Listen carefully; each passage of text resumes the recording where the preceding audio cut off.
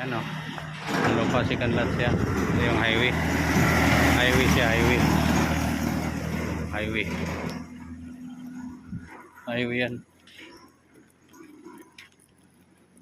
Ito yung barangay road. Pasok naman sa sakyan dito. Ito kasi tatrabahuin pa to. Ito siya ang first lot. May daan naman siya. Wala naman problema doon sa lupa. Dahil may daan naman talaga siya at saka barangay road siya. Ayan na yung lupa oh.